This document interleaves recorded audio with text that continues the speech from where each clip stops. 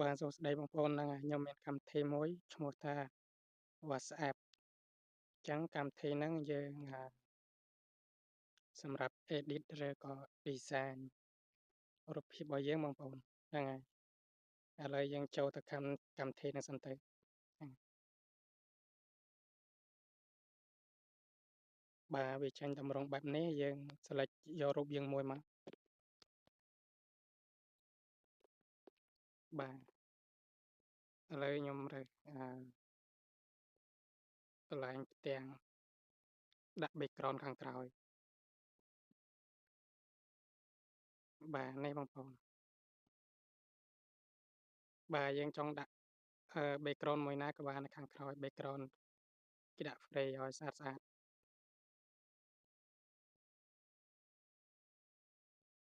មានច្រើន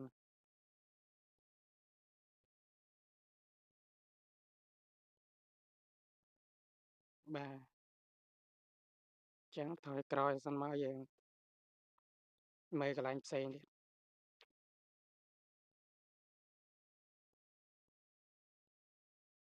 នេះកន្លែងនេះបើយើងចង់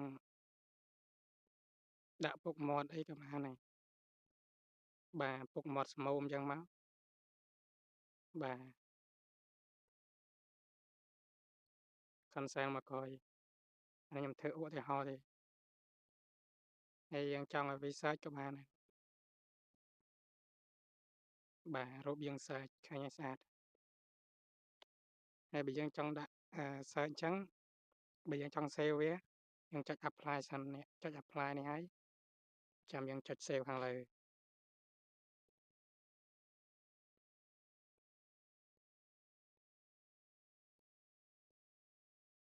ញ្ចឹងខ្ញុំ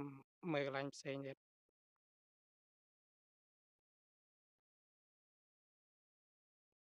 បាទនេះយើងចុចកន្លែងនេះមកបាទយើងរើសដាក់ពណ៌ដែលយើងពេញចិត្តមានពណ៌ច្រើនអានេះពណ៌ផ្ទៃខាងមុខ background ខាងមុខបងប្អូន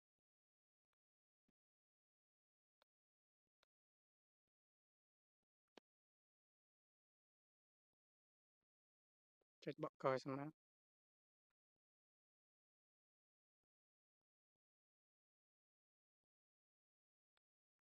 ឥឡូវខ្ញុំចូលកន្លែង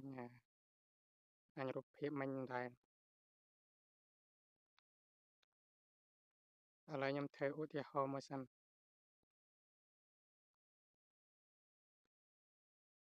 បាទយើងយករូបដែលស្អាត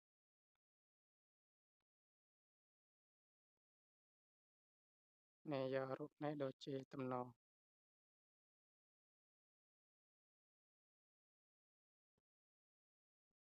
ែខ្ញុំដូររូបផ្សេងវិញ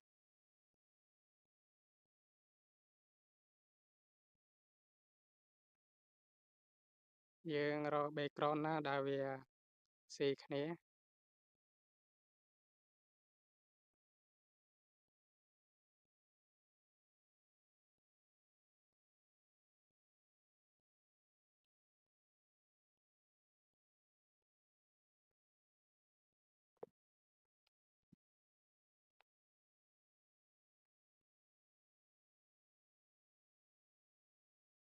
ឥឡូវខ្ញុំថយក្រោយវិញហើយខ្ញុំយក background នេះទៅចុះឲ្យវាស៊ីគ្នាចុច apply មកបាទហើយខ្ញុំមករើសកន្លែងដាក់ background ខាងមុខវិញម្ដងកន្លែងនេះណាបាទហើយខ្ញុំដាក់យករូបផ្សែងបាទខ្ញុំយកពាក្យក្តារខ្ញុំចាំពាក្យក្តារដល់ហើយខ្ញុំ apply រួចហើយខ្ញុំ save ខាងលើបាទប៉ុណ្ណឹងរួចរាល់បងប្អូនអញ្ចឹងចេញមកក្រៅសិនមកអញ្ចឹងយើងចូលកន្លែងរូបភាពយើង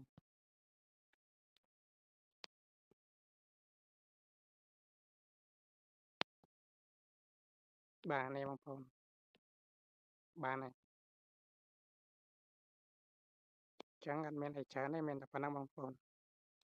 អរគុណច្រើនជម្រាបលាបាទ